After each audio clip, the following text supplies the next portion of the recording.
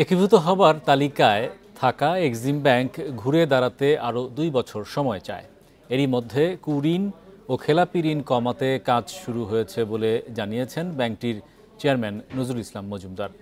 রোববার শরিয়া ভিত্তিক ৫ ইসলামী ব্যাংকের একীভূত করার বিষয়ে শুনানির প্রথম দিনে বাংলাদেশ ব্যাংকে আসে এক্সিম ব্যাংকের পরিচালনা পর্ষদ।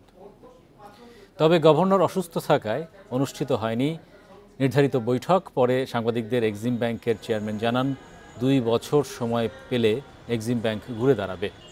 আগামী ৪ দিনে শুনানির প্রক্রিয়ায় রয়েছে ফার্স্ট সিকিউরিটি ইসলামী ব্যাংক, ইউনিয়ন, গ্লোবাল ইসলামী ও সোশ্যাল ইসলামী ব্যাংক। শুনানিতে ব্যাংকগুলোর মূলধন, তারল্য সহায়তা, খেলাপি ঋণ, নগদ সংরক্ষণ, অনুপাত ও প্রভিশন ঘাটতির সবশেষ অবস্থা জানতে চেয়েছে বাংলাদেশ ব্যাংক।